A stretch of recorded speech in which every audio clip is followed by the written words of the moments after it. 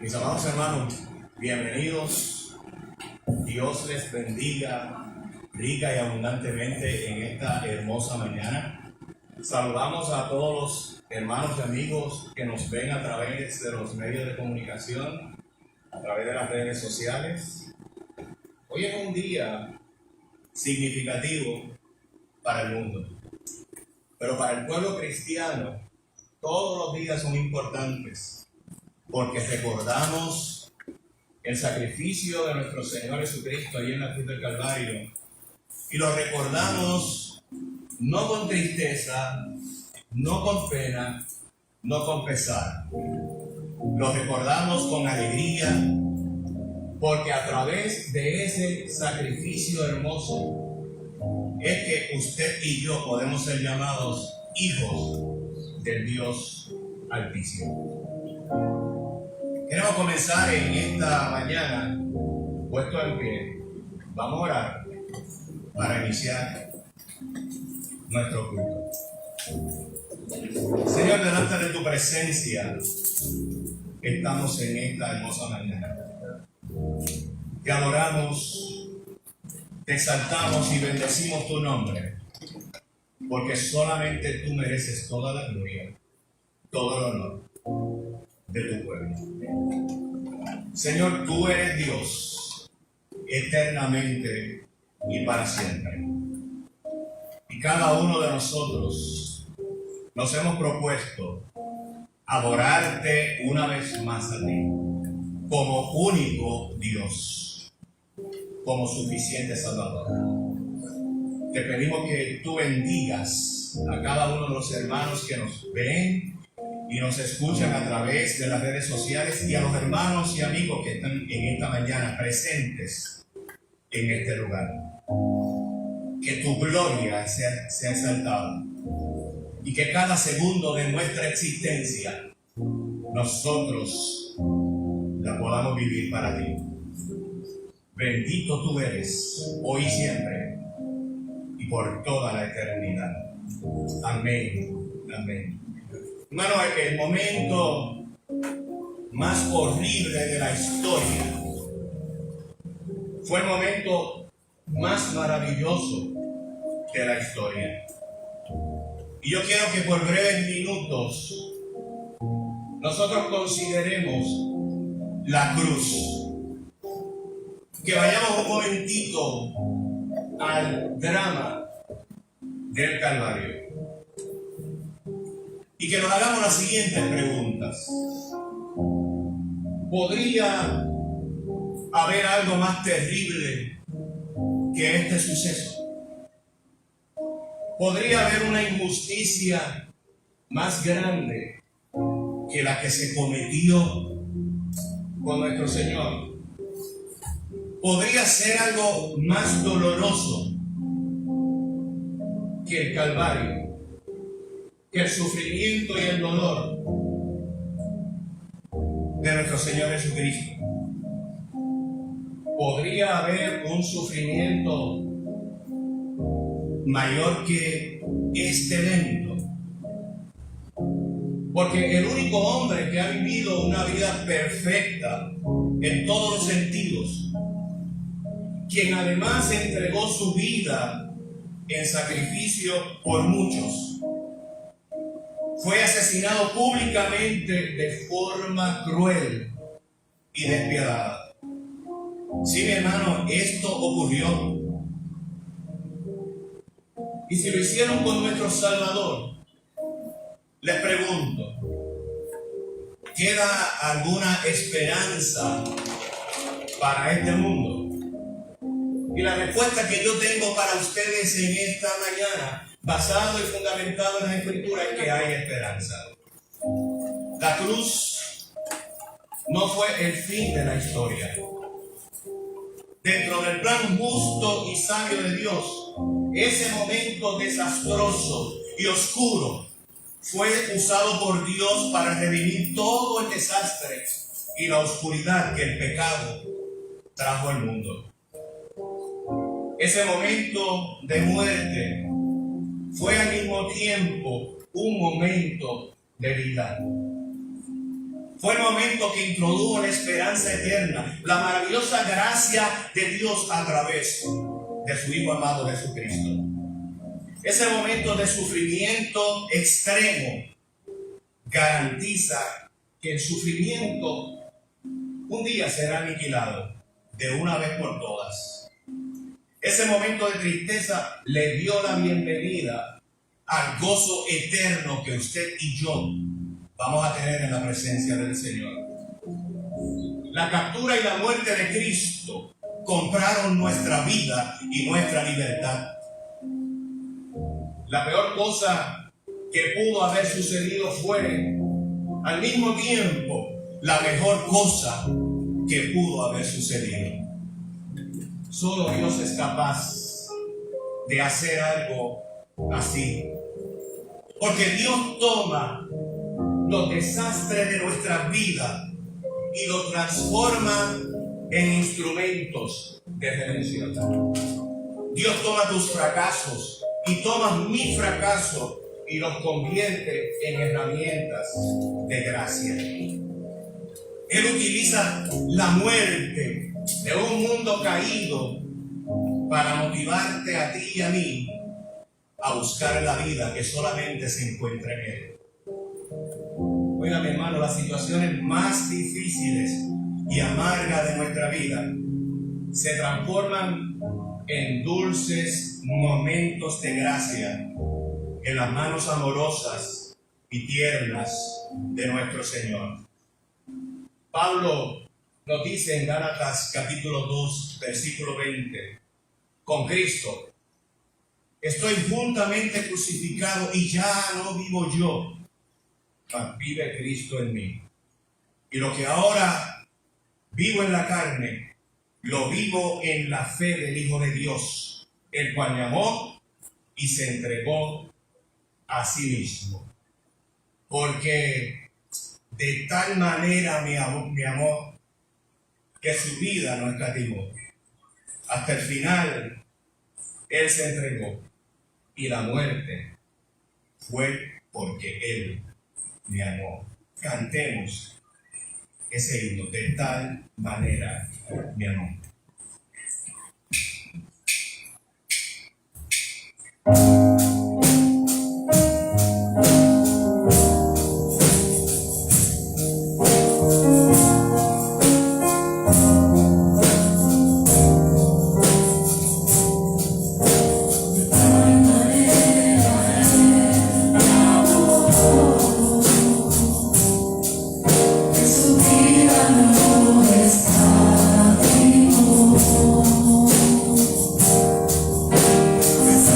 Final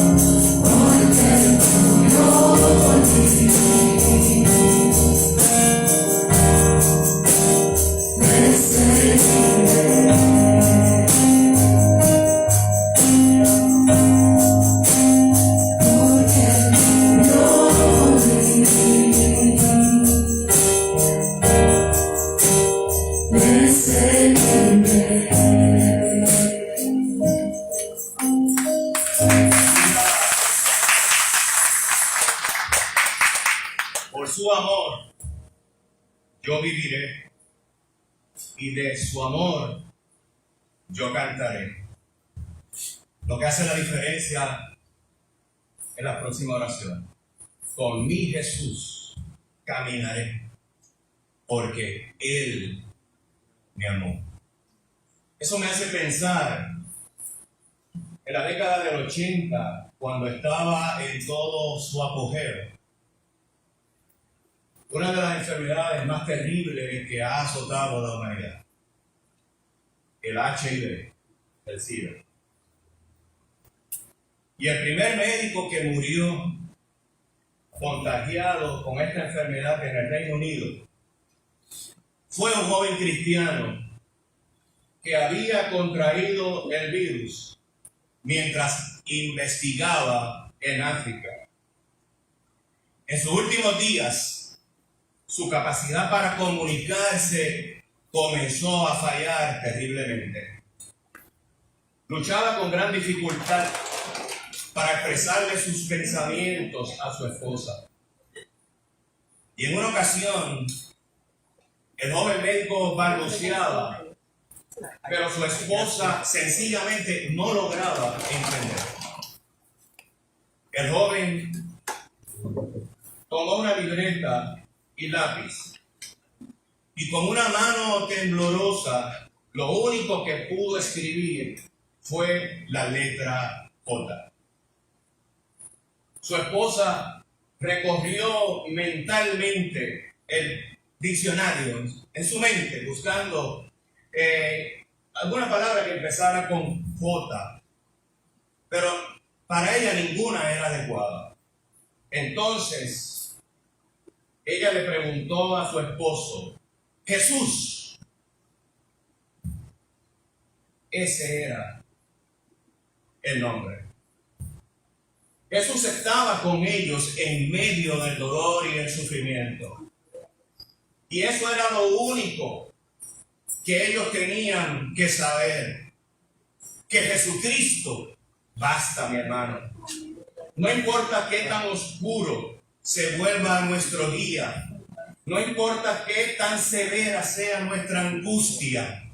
Él siempre está con usted. Él siempre está conmigo, mi hermano. Y eso basta. Aquel que está a la diestra de Dios, aquel que sufrió en todo de una manera única, es aquel que está viviendo para siempre, intercediendo por usted y por mí. Así lo dice Hebreos capítulo 7, versículos 24 al 25. Mi hermano, que en esta mañana usted y yo podamos derramar nuestro corazón delante de la presencia del Señor y decir: Señor, no importa las circunstancias, no importa las situaciones, no importa la pandemia, yo levanto las manos al cielo y sigo proclamando que tú basta, que tú estás sobre todas las cosas, que tú eres un Dios soberano, que tú tienes control de mi vida y que tú tienes control del mundo entero. Hermano, la próxima canción que vamos a cantar tiene una letra hermosa. Y yo quisiera que usted en esta mañana le pidiera al Espíritu Santo que cada una de esas palabras y cada una de esas estrofas se entronicen en su corazón, mi hermano. Que usted se apodere de ellas en el nombre de nuestro Dios y que usted pueda vivir conforme a la letra de esta canción. Mi hermano, Jesucristo basta. Cantemos.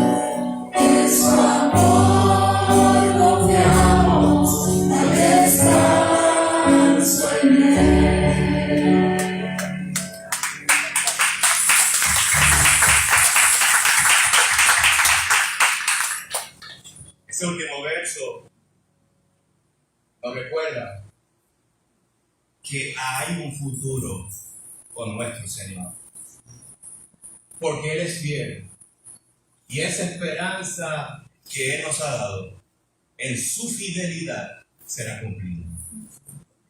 En su amor confiamos, por eso es que podemos descansar hoy, independientemente de las situaciones. Hermanos, 700 años antes del nacimiento de Cristo, un profeta, el profeta más mencionado en el Nuevo Testamento, escribió en el capítulo 53, me refiero a Isaías, las siguientes palabras. Isaías 53, versos del 1 en adelante, y la voy a leer en la Nueva Traducción Viviente. Escribió así el profeta Isaías: ¿quién ha creído a nuestro mensaje? ¿A quién ha revelado el Señor su brazo poderoso?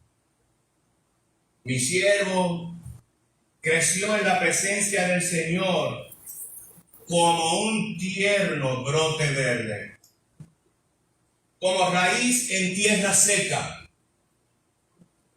No había nada hermoso ni majestuoso en su aspecto, nada que nos atrajera hacia Él.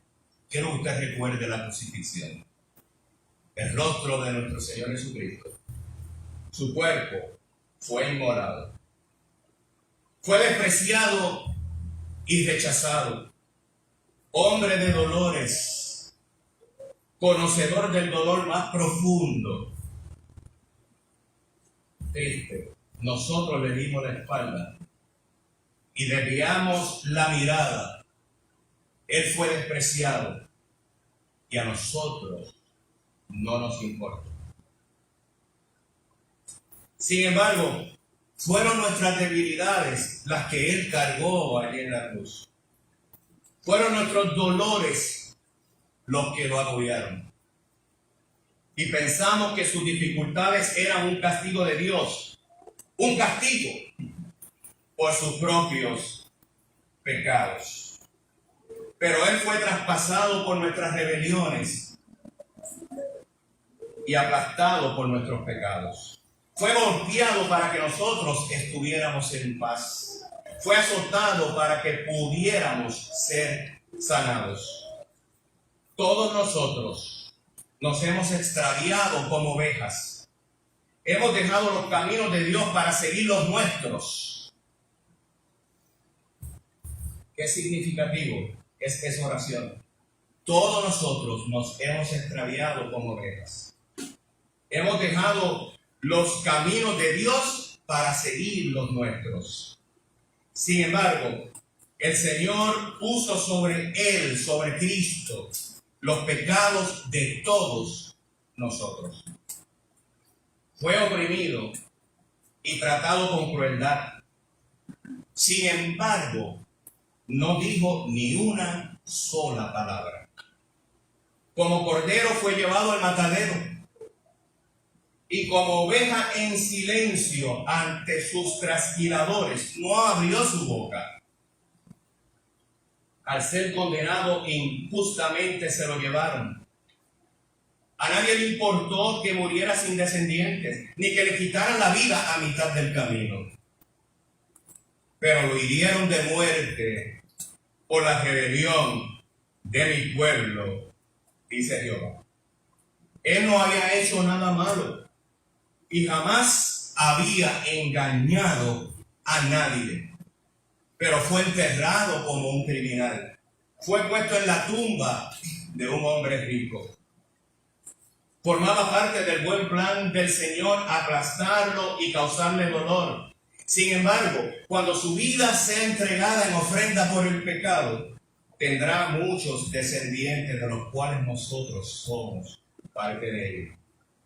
Disfrutará una larga vida, y en sus manos el buen plan del Señor prosperará. Cuando vea todo lo que se logró mediante su angustia, quedará satisfecho.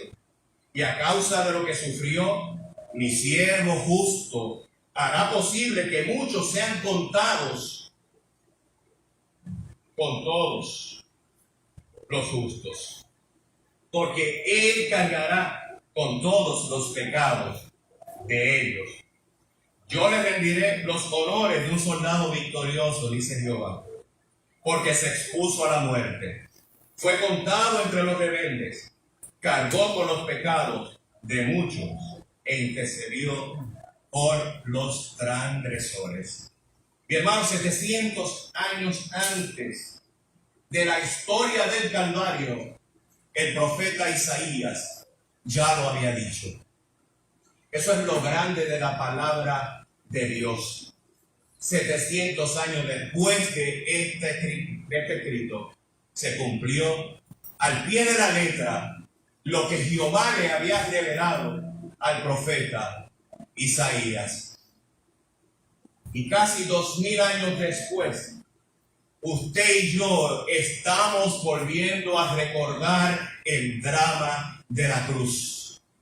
Pero lo recordamos con reverencia, con respeto, pero con gozo en nuestros corazones.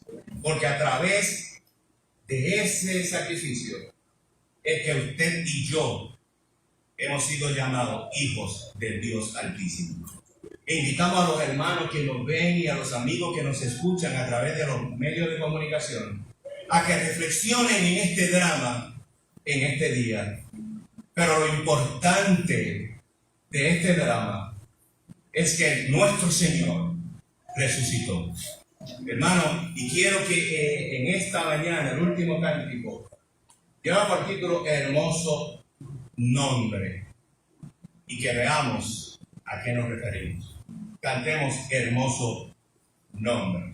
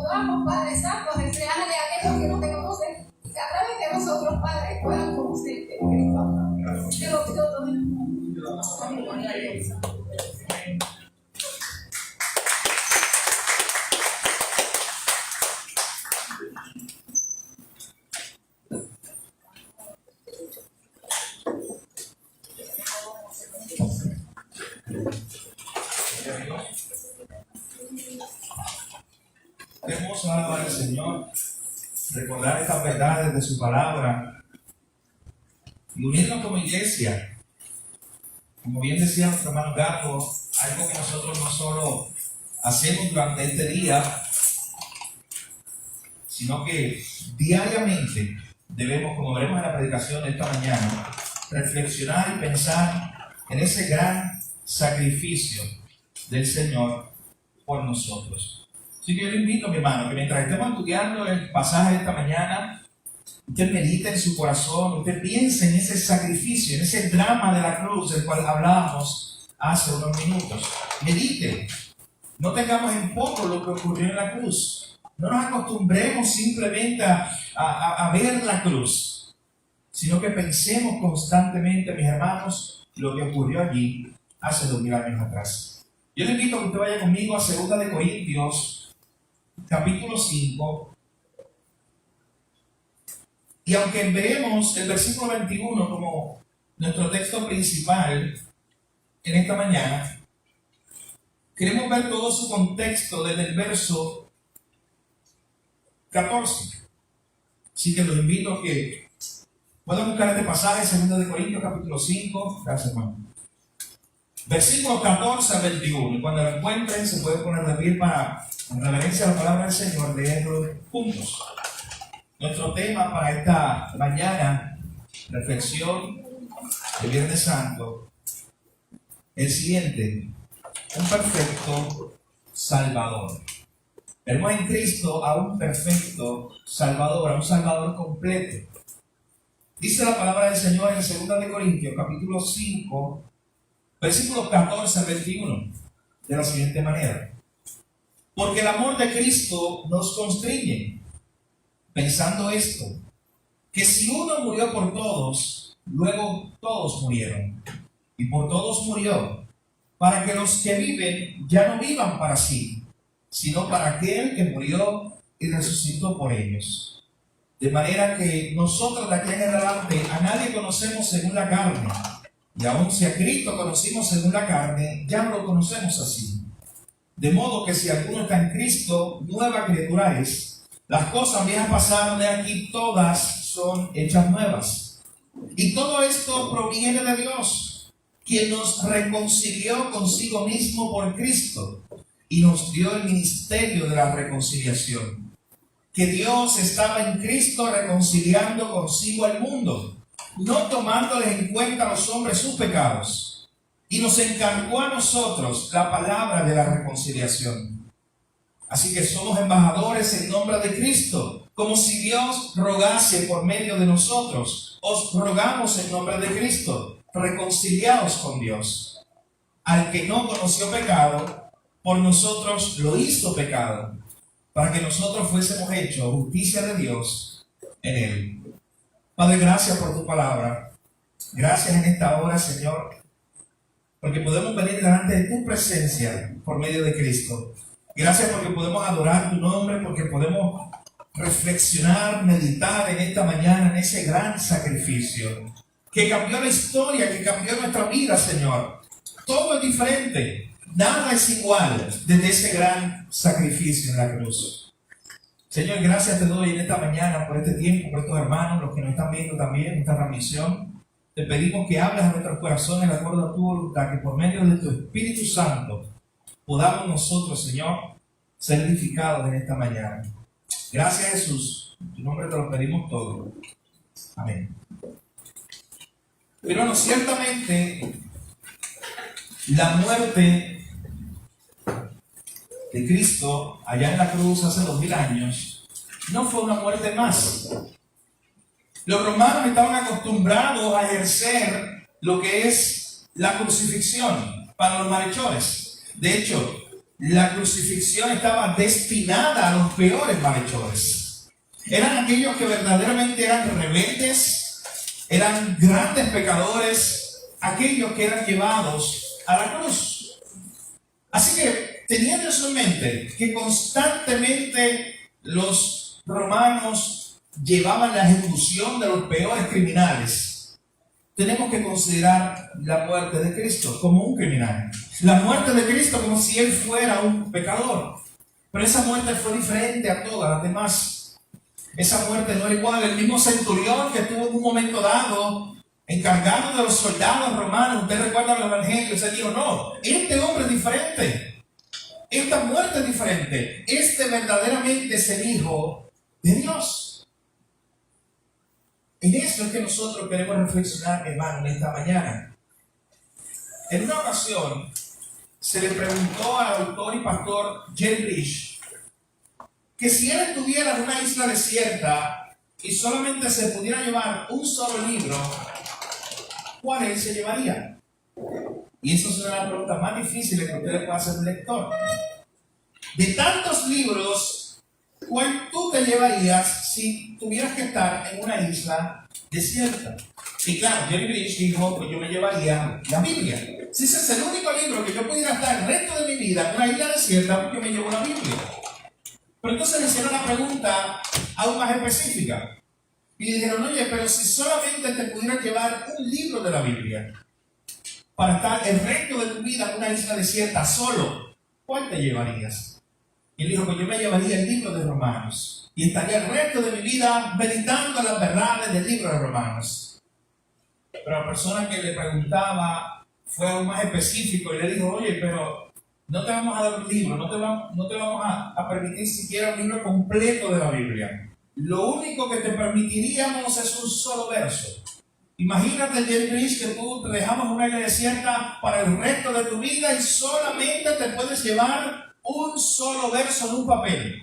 Para el resto de tu vida estar meditando en él, porque no vas a tener otra cosa que ver. ¿Cuál te llevarías? Y Jerry Bridge dijo, sin pensarlo, yo me llevaría en un papel escrito 2 Corintios 5, 21. El pasaje que consideraremos esta mañana.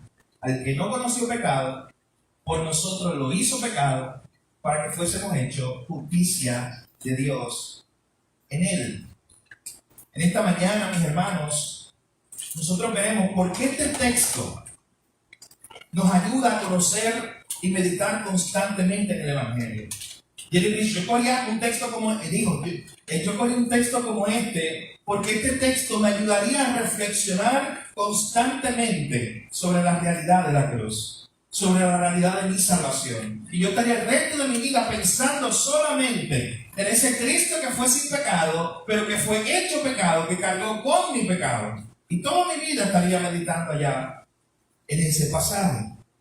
Mi hermano, es que ciertamente en un pasaje como este, nosotros vemos cómo el apóstol Pablo, escribiéndole a la iglesia de Corinto, e inspirado por el Espíritu Santo, nos muestra la realidad de lo que pasó en la cruz. En un breve verso, solamente en algunas palabras, en una breve oración, se nos muestra la realidad de lo que ocurrió en la cruz. Y precisamente, como decía nuestra hermana en el tiempo devocional, eso es algo que recordamos especialmente en un día como hoy. Aunque como vimos el pasado miércoles, si usted estuvo aquí, que sirvió quizás como una introducción a lo que veremos hoy. Y si no lo ha podido ver, está disponible, usted lo puede ver en la página de la iglesia, en la página de YouTube o redes sociales. Véalo. Le sirve como una introducción de lo que veremos en esta mañana. El miércoles hablábamos de por qué la cruz es esencial para la adoración. De por qué yo, si no entiendo la cruz, no puedo adorar a Dios verdaderamente. Decíamos que a través de la obra de la cruz se nos garantiza acceso a Dios. Decíamos también que a través de la obra de Cristo en la cruz no solamente se nos garantiza acceso a Dios, sino que nuestras oraciones y nuestra adoración puede ser aceptada por Dios, porque vamos por medio de Cristo.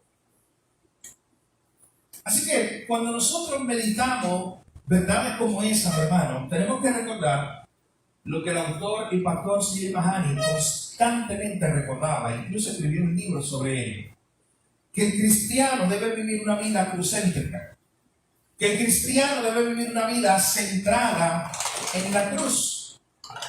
De hecho, el apóstol Pablo le llegó a decir a esta misma iglesia en Corinto, allá en 1 Corintios capítulo 2, verso 2, yo lo único que me he propuesto delante de ustedes, decía Pablo, es predicar a Cristo y a Cristo crucificado. En otras palabras, el mensaje de Pablo se podía resumir de esa forma, decía, yo lo único que le he predicado es a Cristo y al Cristo crucificado. Pero mi hermano, antes de adentrarnos en ese pasaje, en ese verso 21, y conocer las hermosas verdades que están ahí para nosotros en esta mañana, es importante que recordemos hoy que la cruz no fue un accidente, que la cruz no fue algo imprevisto, que la cruz no pensemos que fue algo que se le salió de las manos al Señor. Al contrario, tú y yo tenemos que reconocer en esta mañana que la cruz siempre fue el plan de Dios. Que la cruz siempre estuvo en la misión del Señor, que era parte del plan eterno de Dios. Que era el único medio que Él había escogido para traer salvación al mundo. Que era el medio que Él había escogido, mis hermanos, para lidiar con el gran dilema de la humanidad. Ese gran dilema que nos presentaba a un Dios santo y a un hombre pecador. Y no había forma en que ellos pudieran unirse otra vez, si no fuera Dios enviando un mediador, Dios enviando un salvador. Así que eso precisamente es lo que nos muestra la cruz. Como Dios, de hecho lo leímos hace unos minutos en este pasaje inicial, como Dios en la cruz se estaba reconciliando, estaba haciendo las paces, otra vez estaba uniéndose en relación con el ser humano a través de Cristo. Así que mis hermanos, en el pasaje que veremos hoy, específicamente el verso 21, analizaremos al menos 3 verdades que describen a nuestro Señor y su obra salvífica. Número 1, lo primero que podemos aprender aquí, en esta primera línea del verso 21, es que Cristo es un Salvador sin pecado. Es que Él es un Salvador sin mancha. Miren lo que dice la primera línea del verso 21. Al que no conoció pecado. Hermano, usted sabe que eso lo vemos, la realidad de que Cristo es sin pecado, lo vemos aún desde su concepción milagrosa, su nacimiento virginal. Él no nacería como nacen necesariamente todos los hombres. Usted sabe que desde Adán, cada uno de ellos va generación tras generación transmitiendo la naturaleza pecaminosa. Y ya el primer hijo de Adán se convierte en un asesino, Caín. Pero en Cristo fue diferente. Dios tomó una joven, virgen, llamada María. Y dice el texto que el Espíritu Santo reposó sobre ella. Y que lo que ella estaba concibiendo era totalmente santo, apartado del pecado. Era Dios encarnado, Dios hecho hombre. Pero también es importante hacer un breve recuento bíblico, y a ustedes su boqueo tiene algunos versos que nos presentan la realidad de cómo Cristo es un Salvador sin mancha, sin pecado. Por ejemplo, en una ocasión Juan el Bautista estaba bautizando y reconoce lo siguiente acerca de Jesús: este es el Cordero de Dios que quita el pecado del mundo. Luego en Marcos 1:24 a Jesús se le conoce o se le llama el Santo de Dios. Luego en Juan 8:46 Jesús está teniendo un debate con los fariseos y Él le pregunta a los fariseos si a Él lo podían acusar de pecado, si había algún pecado en su vida que podía ser señalado. Y usted bien sabe que ni Caifás, ni Pilato, ni Herodes, ni ningún funcionario político de la época, ni ningún sumo sacerdote pudo identificar ni una sola mancha en el carácter de Cristo. También en la carta a los Hebreos capítulo 4 verso 15 se nos muestra claramente que Jesús fue tentado en todo, según nuestra semejanza. Él era 100% hombre, tentado en todo, pero sin pecado. Y para afirmar aún más esta realidad que nos dice la primera línea del verso 21, de que Él no conoció pecado, de que nosotros tenemos a un Salvador que nunca pecó, que fue sin mancha, tenemos también el testimonio de al menos 2 personajes que estuvieron muy cerca de Jesús. Usted debe recordar que Jesucristo tenía 12 discípulos, pero había 3 de ellos que estaban muy cerca de Él, que Jesús los tuvo en momentos especiales. O sea, en otras palabras, si alguien conocía a Jesús en sus momentos más íntimos, eran estos 3 personajes. Era Jacobo, Juan y Pedro. Y es interesante, mi hermano, que cuando nosotros vemos el testimonio que nos dan estos hombres acerca de Jesús, mire lo que nos dicen. Ese Jacobo no escribió nunca un libro que tengamos registrado para nuestra Biblia. Pero sí nosotros dos, Juan y Pedro, escribieron libros. Y miren, por ejemplo, lo que dice Juan en 1 de Juan 3:5. Él nos dice, en Cristo no hay pecado. No hay pecado en él, no hay mancha en él. Luego Pedro, que era también uno de los íntimos de Jesús, en 1 de Pedro 1, 18 al 20 nos dice que Cristo era un cordero sin mancha y sin contaminación.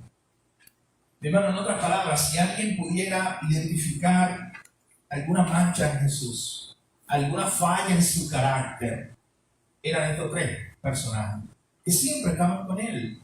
Estos eran los que podían decir, oye, sí, en el momento más íntimo él pecó o él falló. Quizás públicamente no lo hizo, pero en el momento más íntimo sí, él pecó en algún momento. Si Jesús hubiera pecado, alguno de estos personajes no lo hubiera dicho. Son los más cercanos a él. Pero mi hermano, el testimonio bíblico no simplemente son algunos versos. Usted puede ver el Nuevo Testamento completo, exprimirlo, y se da cuenta de la misma realidad. Tenemos a un Salvador sin mancha, un Salvador sin pecado. Por eso Pablo le está escribiendo a los Corintios, al que no conoció pecado. Mi hermano, ¿usted sabe qué esto implica? Que Jesús vivió una vida de perfecta santidad y de perfecta obediencia al Padre. Y que esa vida de perfecta santidad y perfecta obediencia al Padre es la que se nos adjudica a nosotros, a nuestra cuenta, cuando nos convertimos en creyentes, como veremos más adelante.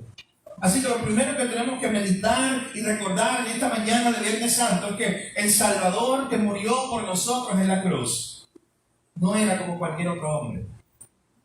Era un Salvador sin mancha, era un Salvador sin pecado. Cuando usted identifica cualquier otro líder religioso, de cualquier otra religión, secta, movimiento religioso en el mundo, usted se da cuenta que aún sus mismos seguidores reconocen que hubo fallas en el carácter de estos personajes. Que en algún momento flaquearon, que en algún momento fallaron, que en algún momento pecaron. Pero no así con Jesús. No podemos identificar ni un solo pecado en él. Y ahorita veremos por qué esto es tan importante. ¿Por qué es importante que nuestro Salvador fuera sin pecado? ¿Por qué es importante que nuestro Salvador fuera perfecto? Que cumpliera cabalmente con la ley de Dios. En segundo lugar, aquí en este verso 21, no solamente se nos enseña que nuestro Salvador es sin mancha y sin pecado, sino que en segundo lugar se nos muestra que este Salvador es un Salvador que cargó él mismo con nuestro pecado. Lee la segunda línea de ese verso 21. Al que no conoció pecado, por nosotros lo hizo pecado. La nueva versión internacional dice o traduce este texto de la siguiente manera: al que no cometió pecado alguno, por nosotros Dios lo trató como pecador. Esa es la idea que se refleja ahí cuando dice al que no conoció pecado, por nosotros lo hizo pecado. Eso es lo que está diciendo Pablo, que los hermanos en Corinto él quiere que recuerden que al que nunca cometió un pecado alguno, ese que fue perfecto, que cumplió cabalmente la ley en obediencia a la ley de Dios, a ese que nunca cometió un pecado, por nosotros Dios lo trató como un pecador. Hermanos, ese es el drama de la cruz. Eso es lo que estaba ocurriendo allí en la cruz. Mientras Cristo estaba muriendo, la ira de Dios contra el pecado suyo y mío estaba siendo derramada contra aquel que nunca había pecado, contra el Santo de Dios. El Santo de Dios era hecho pecado por nosotros. Él allí estaba cargando nuestra culpa. Él allí estaba cargando todo el peso que recaía sobre nosotros. Hermano, él allí estaba tomando hasta la última gota de la ira de Dios sobre el pecado. Usted puede alabar al Señor y regocijarse en esta mañana, porque la copa de la ira de Dios, que debía ser derramada sobre los pecadores, Cristo la tomó hasta la última gota. Y te puede decir, la copa de su ira está vacía para mí.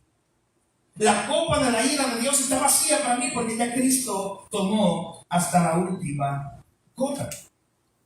La realidad de lo que estaba pasando allí, de que Cristo estaba pagando por nuestro pecado, de que Dios estaba tratando a Cristo como pecador, nosotros la vemos en diferentes pasajes en la Biblia. Uno de ellos lo veíamos hace unos minutos en el devocional. Es el conocido pasaje de Isaías capítulo 53. Y simplemente quiero recordar dos versos.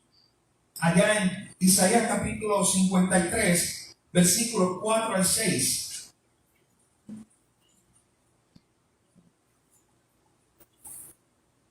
Ciertamente, nos dice este pasaje, Él llevó nuestras enfermedades, sufrió nuestros dolores, y nosotros le tuvimos por azotado, por herido de Dios y abatido. Mas Él herido fue por nuestras rebeliones, molido por nuestros pecados, el castigo de nuestra paz fue sobre Él, y por su llaga todos nosotros fuimos curados. Todos nos descarriamos como ovejas, cada cual se apartó por su camino, mas Jehová cargó en Él. Esa última línea es impresionante. Hablando de Cristo como el que nunca conoció pecado, el que nunca pecó, el santo de Dios, pero mira lo que se nos dice aquí. Pero Jehová cargó en Él, puso a su cuenta el pecado de todos nosotros.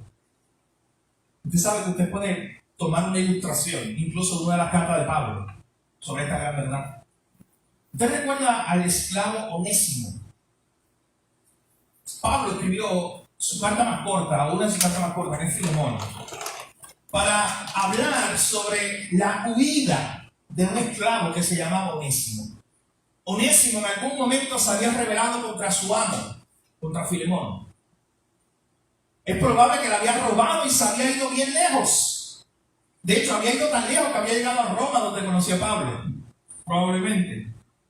Pero este esclavo se convierte al Señor. Es transformado. Entonces Pablo le escribe una carta a su dueño y le dice, oye Onésimo, tú te has convertido al Señor. Ahora ve a tu dueño, al cual tú le fallaste, del cual tú te escapaste, probablemente le robaste dinero. Ve, regresa a él, regresa con esta carta de mi parte. Y cuando usted lee la carta de Filemón, la carta que Pablo le escribe a Filemón, es impresionante lo que Pablo le dice. Porque Pablo le dice, ¿sabes qué, Filemón? Yo te voy a pedir un favor, Filemón.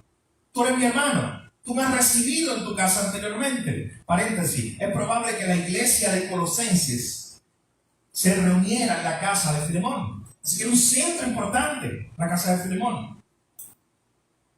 Así que Pablo le escribe y le dice, oye, Filemón, yo tengo confianza contigo. Yo te voy a pedir algo.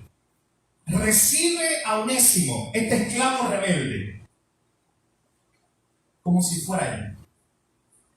Recíbelo a él como si me estuviera recibiendo a mí.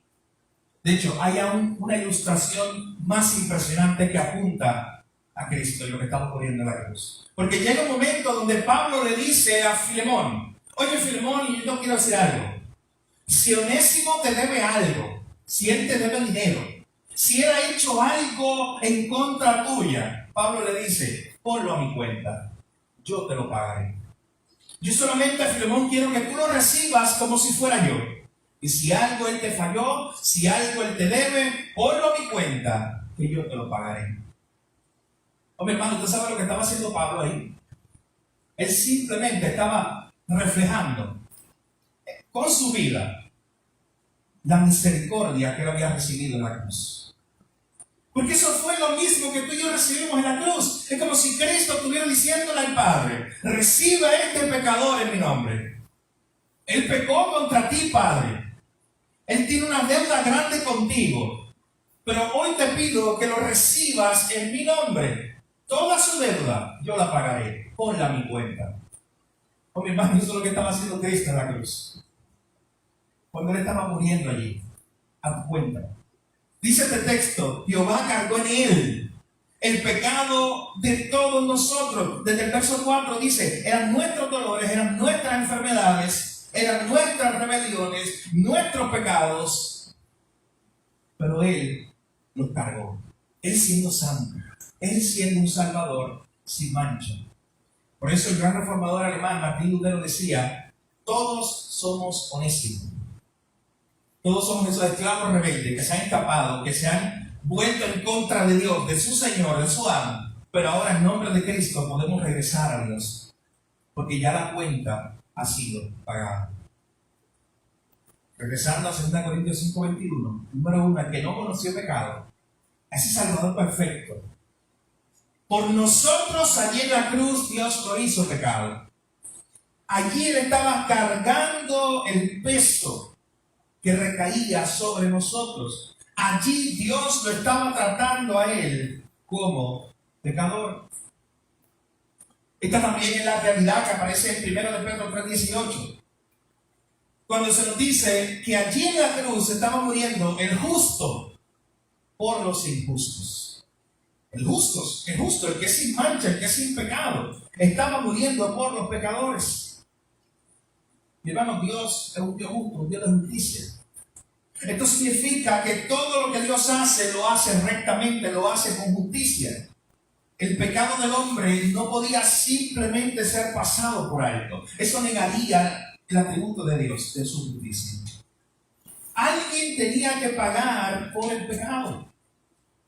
Usted aquí en la tierra no vería con buenos ojos a un juez que su trabajo es emitir un juicio, pero que nunca lo hiciera.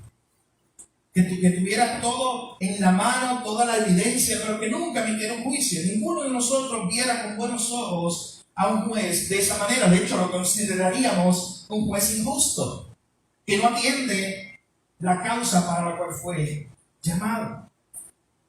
Mi hermano, el carácter de Dios es un carácter santo y alguien tenía que pagar el precio por el pecado. ¿Usted sabe cuáles son las buenas nuevas de salvación? Las que usted se reúne hoy a recordar es que podemos glorificar a Dios por Cristo, el que ha tomado nuestro lugar, el que ha pagado el precio. El que le ha dicho al Padre, como Pablo le dijo a Filemón: todo lo que te debe, esos pecadores, ponlo a mi cuenta. A nosotros, mis hermanos, no nos costó nada, pero a Él le costó todo. Es por eso que no nos debemos cansar de agradecer a Dios por la cruz. Es por eso que este tema de la cruz no debe ser un día al año donde usted saque el Viernes Santo para reflexionar sobre este evento. Miren, hay una diferencia clara antes de ir al tercer y último punto. La última línea del verso 21. Hay una diferencia clara, volviendo al tema de cuando compara a Jesús con otros líderes religiosos del mundo. Para que usted tenga una idea, la diferencia entre Jesús y Buda. Buda era un príncipe, un hombre que lo tenía todo. Vivió más o menos, para que usted lo ponga en orden cronológico, él vivió más o menos para el tiempo del profeta Jeremías. 500 años, 600 años antes de Cristo. Y este hombre estaba desesperado porque la religión en la cual él se crió era el hinduismo. Era una religión que como que no le permitía salida, porque le enseñaba a esa religión, y todavía enseñaba, y de hecho el hinduismo, que el ser humano está como atado, unido a una rueda de reencarnación. ¿Te has escuchado el término karma? Esa es la idea que ellos tienen en su mente, de que hay que salir de esta rueda de reencarnación. ¿Cómo podemos hacerlo? Bueno, pues el hinduismo le daba algunas opciones, le decía: mira, pues dedícate a un dios, a ver si él te ayuda. Dedícate a hacer buenas obras, conviértete en un monje, desaparece de la sociedad a ver si de esa manera puedes alcanzar salir de este círculo de reencarnación. Pero un día, Buda, que era un príncipe, que estaba guardado por su padre, que quería protegerlo, un día, contra la tradición, él salió en su carruaje y vio algo que nunca había visto. Vio a un hombre enfermo. Vio a un hombre muerto. Y vio a un monje. Y eso a él le sorprendió. Él dijo: oye, pero que la vida es sufrimiento. La vida es sufrir, decía Buda. De hecho, hasta hoy esa es su esencia. Ese es su concepto. La vida es sufrimiento. Y usted sabe qué, hasta ese punto usted como creyente puede estar de acuerdo de que en la vida hay sufrimiento. porque vivimos en un mundo caído. Pero miren la diferencia de estos dos personajes, de Buda y Jesús, cuando atienden el sufrimiento. Usted sabe que Buda ideó toda una filosofía para escapar del sufrimiento. Él le llamaba el nirvana. Él un día estaba debajo de un árbol, cuenta la leyenda, la historia, y ahí él dice que él recibió la iluminación y llegó a ese estado donde ya podía escapar del sufrimiento. Y él ahora invita a la gente a hacer algún tipo de reflexión, ejercicio, meditación para alcanzar ese estado de no sufrir. Oh, mi hermano, pero Cristo enfrentó el sufrimiento de una forma muy diferente. Mientras Buda buscó escapar del sufrimiento en un estado de conciencia debajo de un árbol, Cristo, nuestro Salvador, fue colgado en un árbol. Él mismo sufriendo. Él mismo llevando sobre sí el sufrimiento, los dolores, como decía Isaías 53, de todos nosotros. En otras palabras, mientras uno te hablaba del sufrimiento sin conocerlo, simplemente en teoría, Cristo, por otro lado, no solamente habló teóricamente del sufrimiento, Él vivió con el sufrimiento. Él sufrió en la cruz. Y por eso que ahora, mi hermano, tú puedes ir delante de este Salvador compasivo cuando estás sufriendo y Él puede identificarse contigo. Y tú puedes descansar en Él porque Él sufrió dolor. Porque Él sufrió separación de su Padre. Y si hoy tú estás enfrentando sufrimiento de cualquier tipo, puedes ir delante de aquel que se conoce como el varón de dolores, experimentado en quebranto, alguien que sufrió pecado por nuestro pecado, alguien que sufrió allí en la cruz, como dice ese pasaje de 2 de Corintios 5:21, al que no conoció pecado, por nosotros lo hizo pecado, por nosotros recibió el castigo, el sufrimiento, la paga del pecado. Así que, mi hermano, hemos visto en este verso 21, número 1, que nuestro Salvador es un Salvador sin mancha, perfecto, que cumplió cabalmente toda la ley de Dios, lo que ningún ser humano podía haber hecho por su propio esfuerzo. Número 2, hemos visto que este Salvador es un Salvador que cargó él mismo con nuestro pecado, que no lidió con él de manera ligera, de lejos. Él mismo cargó con nuestro pecado. Número 3, para terminar, Él es un Salvador, mis hermanos, que nos justifica delante de Dios. Es un Salvador que nos da de su justicia. Pero lo que dice la última parte del verso 21, el que no conoció pecado, por nosotros lo hizo pecado. ¿Para qué? ¿Cuál fue el propósito de lo que estaba ocurriendo en la cruz? Para que nosotros fuésemos hechos justicia de Dios en Él. Para que en Él recibiéramos, como dice la Nueva Versión Internacional, la justicia de Dios. Hermanos, como ya vimos hace unos minutos, en la cruz ocurrió un gran intercambio. Allí Cristo tomó nuestro lugar, tomó nuestro pecado, pagó por ellos, mientras a su vez nos adjudicaba su justicia y su vida santa. Como dice Romanos capítulo 5, versículo 1, justificados pues por la fe tenemos paz para con Dios por medio de nuestro Señor Jesucristo. Al poner nuestra confianza en Jesús, ahora somos vistos por el Padre como limpios, santos, justificados delante de Él. Mi hermano, ya que hemos visto que tanto su vida de obediencia completa a Dios como su muerte en la cruz en nuestro lugar nos permiten salvación, yo antes de terminar quiero meditar solo unos minutos en una de sus últimas palabras en la cruz, porque verdaderamente nos ayuda a entender todo lo que hemos estado hablando hoy. Jesucristo allí en la cruz, justo antes de entregar su espíritu, antes de morir, justo antes, dijo lo siguiente, registrado en Juan 19:30. Él estaba en la cruz y hablando con su Padre, dijo, Padre, todo está completo.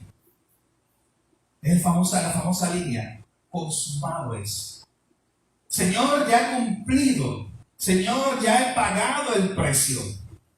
justo antes de entregar su espíritu y morir en la cruz. Y dice, Señor, ya yo he pagado el precio completo por los pecadores.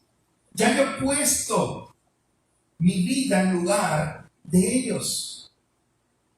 Hermano, eso nos debe llevar a pensar que el sacrificio de Cristo allí fue completo.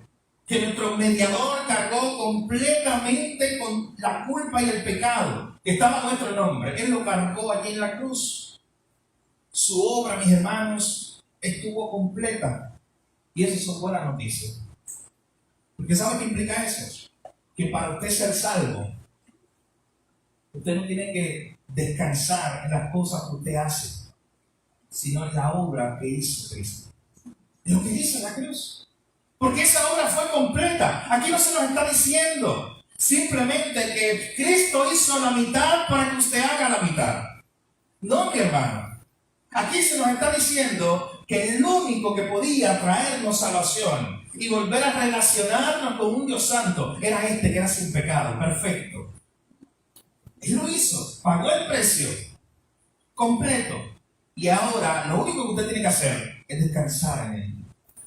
Usted sabe que cuando Charles Spurgeon se convirtió, siendo un jovencito, yendo a una iglesia metodista, ese día el pastor había faltado porque había una gran nevada y el pastor no llegó. Así que alguien del pueblo dijo, alguien tiene que predicar si el pastor no llegó. Prepárese. Alguien tiene que predicar si el pastor no llegó.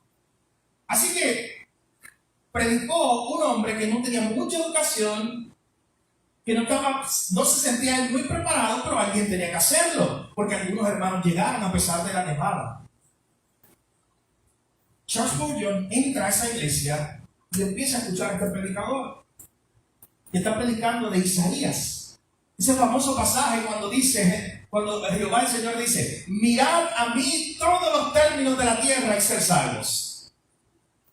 Y constantemente ese hombre, ese predicador, no muy letrado, le decía a la iglesia, yo no sé mucho de esto, pero yo sé lo que dice el texto, que miren a él y ustedes van a ser salvos. Entonces cuando Charles Spurgeon, siendo un jovencito, entra por la iglesia, recuerden el contexto, en una iglesia había bien pocas personas. Así que obviamente el predicador se da cuenta cuando alguien entraba. Y cuando el predicador de ese día lo ve, le dice, joven, a ti mismo te voy a hablar. Dios te está diciendo hoy que lo mires a Él y puedes recibir salvación. Joven, no te mires a ti mismo, hoy mira al Señor y serás salvo en mí. Entonces Jack Gordon dice, oye, yo que en mi mente venía con esta idea de que tenía que hacer 1000 cosas para salvarme. De que tenía que hacer obras, de que había muchas cosas que hacer para yo salvarme. Y de momento ese predicador me mira y me dice, no, lo único que tienes que hacer es mirar, y eso no cuesta nada. Lo único que tienes que hacer es poner tu fe en ese Salvador y serás salvo. Y usted sabe que ese día Charles Spurgeon se convirtió al Señor, se entregó al Señor, y dice, de ese día cambió mi vida. Porque ya yo no estaba descansando en mis propios esfuerzos. Yo solamente entendí que para ser salvo debía mirar a Cristo. Y el resto de su vida, él dice, yo la pasé mirándolo a Él.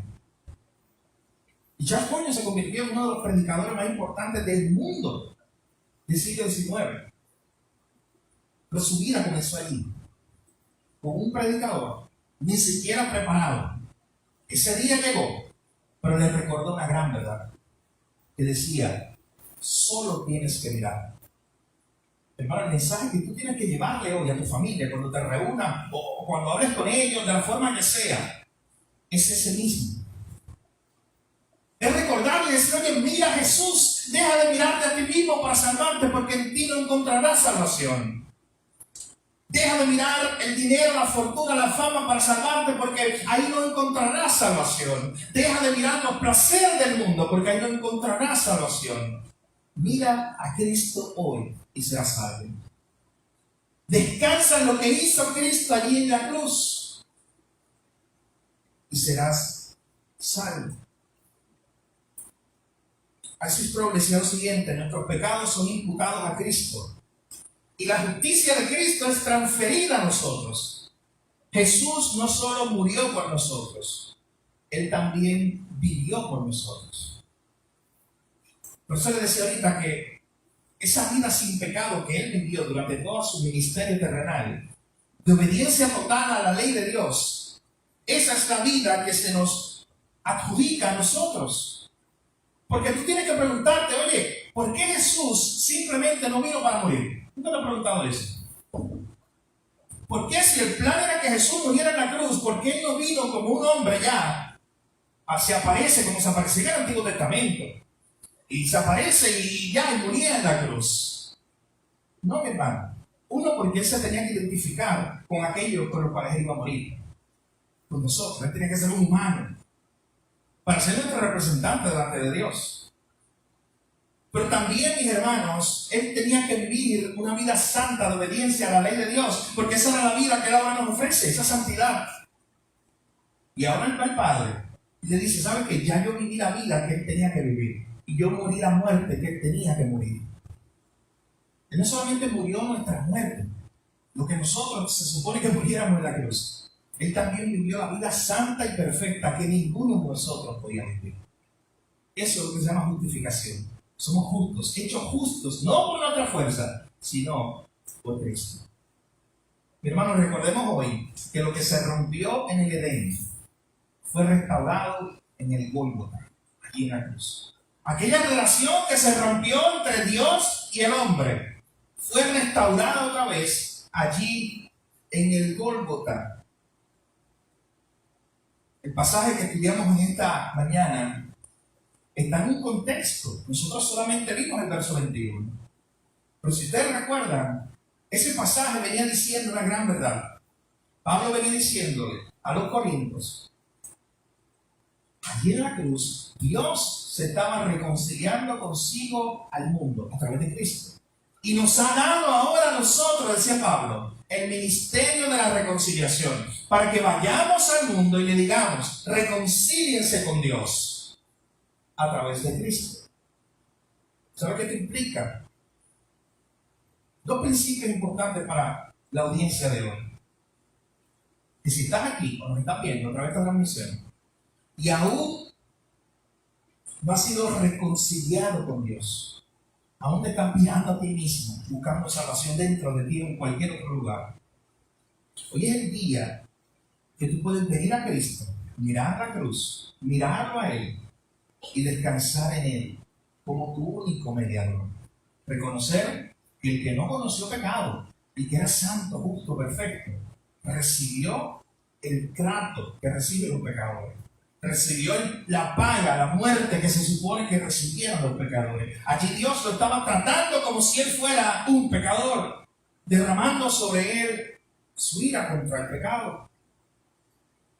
Pero si eres creyente, y aquí me dirijo específicamente a la iglesia, es importante que se te recuerde, y se nos recuerde hoy a todos, que se nos ha encomendado lo que Pablo mismo llamó el ministerio de la reconciliación. O sea, ir allá afuera y decirle a este mundo perdido que ellos, por su pecado, han roto una relación con Dios y que solo a través de Cristo pueden ser reconciliados.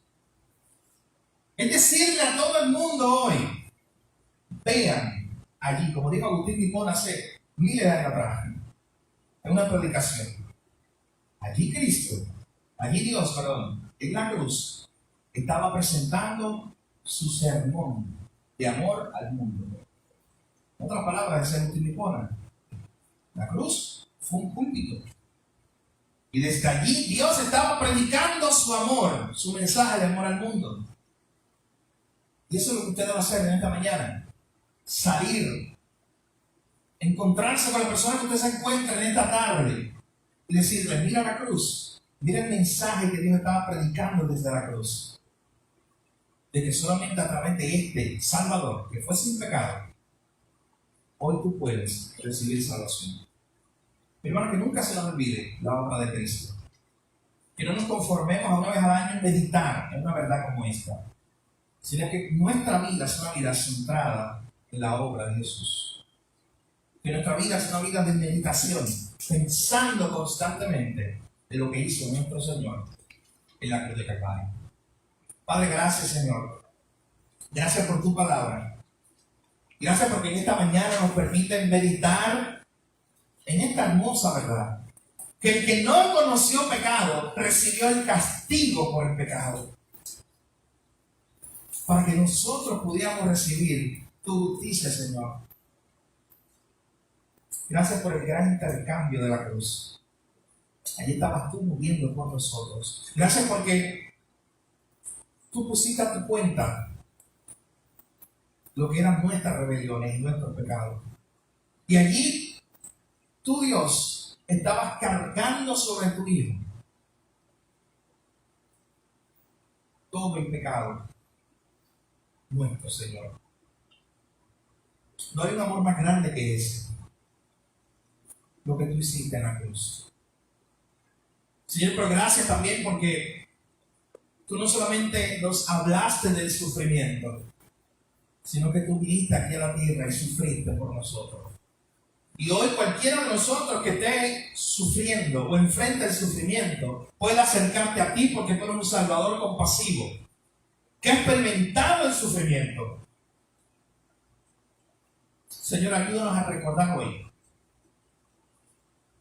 que aunque lo que estamos viendo en ese momento donde tú fuiste crucificado, Señor, en la cruz y fuiste muerto, ayúdanos a recordar en esta mañana que la historia no culminó ahí. Es simplemente viernes y sabemos que el domingo, Señor, ya se acerca. Esa hermosa verdad donde veremos el próximo domingo, ese cuerpo no se quedó en la tumba, sino que resucitó. Y hoy te agradecemos por esa obra completa. Señor, que podamos seguir meditando en tu muerte, en la cruz. Una muerte que nos dio vida. Lo que parece un dilema para el hombre, Señor. Tú dándonos vida a través de tu muerte. Gracias por la cruz. Gracias en esta mañana por tu palabra. Te pedimos, Señor, que si alguien está escuchando entre nosotros a través de esta transmisión, este mensaje, y no ha conocido tu nombre, que hoy sea día de salvación para él. Que hoy sea día de salvación donde pueda mirarte a ti y ser salvo. Dejar de mirarse a sí mismo y descansar en lo que tú hiciste en la cruz. Pero también como iglesia, que entendamos nuestro llamado, el ministerio de la reconciliación. Que no nos cansemos de hablar de la gente de lo que tú hiciste en la cruz hace 2000 años. Gracias por la salvación tan grande. En el nombre de Jesús, oramos. Amén. Hermanos, nos ayuda el Señor a seguir meditando en estas hermosas verdades. Nos ayuda el Señor a seguir meditando en su palabra. Sobre todas las cosas, recuerde el ministerio de la reconciliación al cual usted ha sido llamado. Sea fiel. Los resultados son de Dios. Dios es el que puede abrir los corazones de la gente para que ellos puedan mirar a Cristo. Pero el llamado suyo es llevarle este mensaje al oído de las personas. Dios lo lleva al corazón, pero su trabajo es llevárselo al oído de que en Cristo hay salvación de lo que ocurrió en la cruz hace 2000 años. Pero bueno, qué bendición es poder vernos hoy, estar un día reunidos en medio de la semana, ya finalizando esta semana para meditar en la cruz. Yo le invito a que ustedes sigan meditando en esta hermosa verdad durante esta tarde, dentro del fin de semana, y que venga con el mismo deseo, el mismo ánimo, el gozo de adorar al Señor y conocer la segunda parte de esta noticia, esa parte alegre y gozosa. Y ya usted sabe, el hecho de que no se quedó la historia de la Semana Santa, no se quedó hasta el viernes, gloria a Dios por eso, sino que el domingo ya se acerca, donde celebramos su resurrección. Así que los animamos a que estén con nosotros este próximo domingo. Recuerden, importante, este próximo domingo el horario sigue irregular, así que estaremos a las 10 y a las 12. Así que el primer grupo está con nosotros a las 10, el segundo a las 12. Los invitamos a todos que puedan estar con nosotros en el día de hoy. Sí, mi hermano, vamos entonces a orar para ya terminar esta primera parte, agradeciendo al Señor por su infinita gracia y por su bondad. Padre, gracias, Señor. Gracias por tu amor, gracias por tu misericordia. Gracias por ese hermoso texto de 2 Corintios 5:21. Que nunca se nos olvide las verdades que allí se contienen. Un Salvador sin pecado que cargó con nuestro pecado para hacernos justos, para darnos salvación. Gracias por esta mañana y esta hermosa reflexión de tu palabra. Ayúdanos a seguir meditando en ella, Señor, conociéndola a través de ella. Llévanos con bien a nuestro destino, hasta nuestros hogares, Señor, y podamos seguir meditando en tu verdad y que podamos compartirla con todas las personas que tengamos en nuestro alrededor. Señor, que podamos venir con expectativa, con gozo, con ánimo el próximo domingo, recordando lo que celebramos, tu victoria sobre la muerte, tu victoria sobre el pecado. Gracias, Jesús. En tu nombre te lo pedimos todo. Amén. Hermano, que el Señor te bendiga.